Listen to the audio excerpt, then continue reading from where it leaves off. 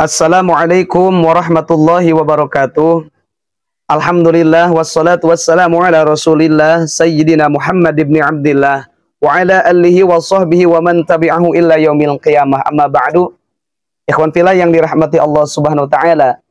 Semoga kita semua diberikan kesehatan, keselamatan dan dijaga dari dosa-dosa yang akan menimpa kita, dari mara bahaya yang akan menimpa kita, dan semoga kita dibimbing dengan hidayah dan taufik dari Allah Subhanahu wa taala.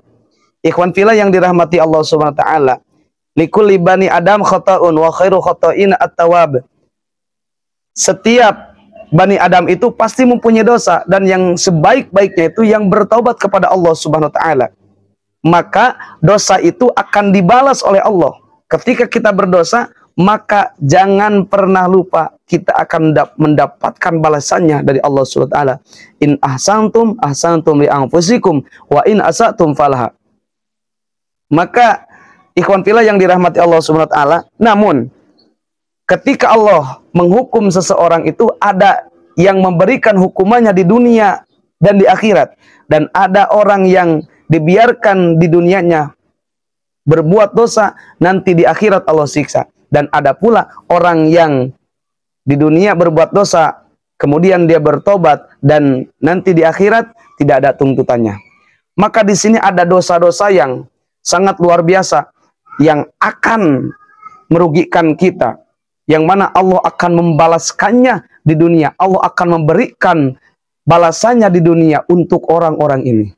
Mana orang-orang yang akan mendapatkan balasan dari Allah dicepatkan, yaitu di dunia ini. Di dalam hadis diriwayatkan beberapa kitab yang menjelaskan, kitab Ihya dan kitab Duratun Nasihin, kitab Tanbihul Ghafilin, menjelaskan kullu dzunubin yuakhirullahu minha ma syaa illa yaumil qiyamah illa al-baghi wa uququl walidain aw qati'atur rahmi yu'jalu li sahibiha fid dunya qabla al-maut.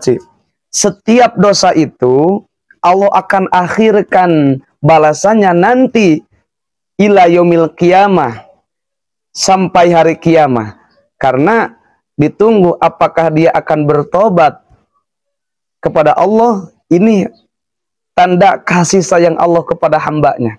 Ketika kita berbuat dosa, maka Allah akan tangguhkan hukumannya nanti jika kita tidak bertobat. Tetapi kalau kita bertobat, maka hukuman itu akan dihapuskan oleh Allah Subhanahu wa taala.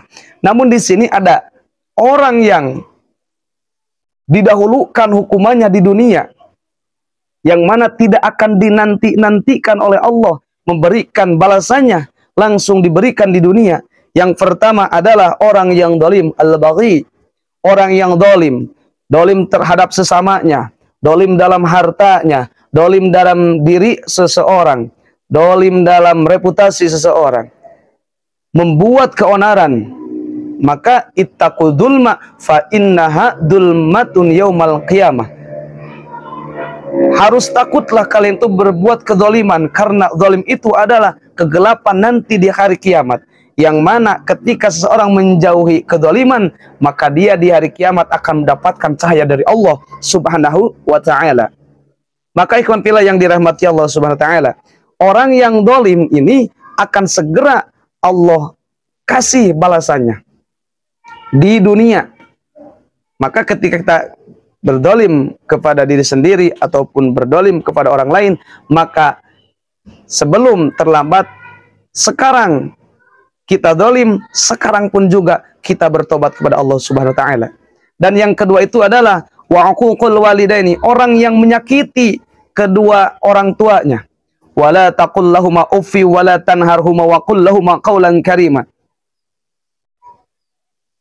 Itu ayat dijelaskan tentang larangan kita berbuat semena-mena terhadap orang tua kita. Wala taqul lahuma uff. Janganlah kalian berkata kepada orang tua kalian uff, karena itu adalah suatu dosa besar terhadap orang tua. Yang mana ridallahi fi ridal waliden. Ridhonya Allah itu ada pada di ridhonya orang tua kita. Ketika orang tua ridho kepada anaknya, maka Allah akan ridho kepadanya. Ketika orang tua itu mencintai anaknya karena Allah, maka Allah akan mencintai orang itu dengan rahmat dan ridhonya Allah Subhanahu wa taala.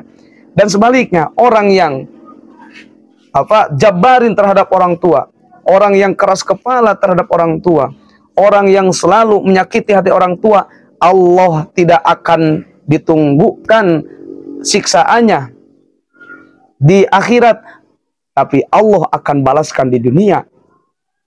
Nah, ikhwan fillah yang dirahmati Allah SWT. Bahkan di dalam kitab Al-Kabair dijelaskan, ternyata dosa kepada orang tua itu memanggil orang tua namanya. Memanggil orang tua namanya. Seperti misal Jaid, dia tidak memanggil Bapak tapi memanggil "Hei Jaid", maka termasuk dia menyakiti hati orang tua. Tidak boleh. Itu sama dengan dosa besar dalam kitab Al-Kabair.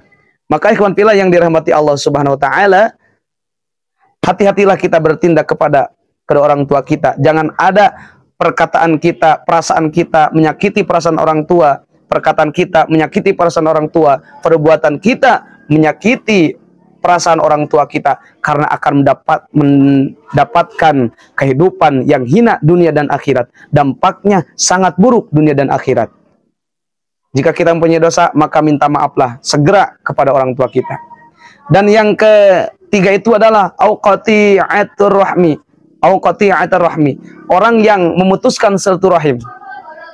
Orang yang memutuskan silaturahim antara saudara dengan saudara, ataupun kita dengan orang lain, yang mana hakikatnya kita dengan orang mukmin adalah saudara. Innamal mu'minuna ikhwatun faslihu baina akhwaikum.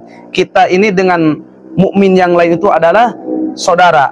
Maka berbaiklah hubungan kita dengan saudara-saudara kita selama satu keimanan, satu akidah, satu tauhid.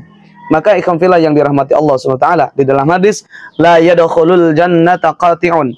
Allah tidak akan memasukkan ke dalam surga orang yang memutuskan silaturahim. Orang yang memutuskan silaturahim tidak akan masuk surga. Maka ikhwan fillah yang dirahmati Allah Subhanahu wa taala, ketika kita memutuskan tali persaudaraan bersama sahabat, bersama keluarga kita, maka bertobatlah dan semoga kita diampuni oleh Allah Subhanahu wa taala. Billahi hidayah wa taufik. Wassalamualaikum warahmatullahi wabarakatuh.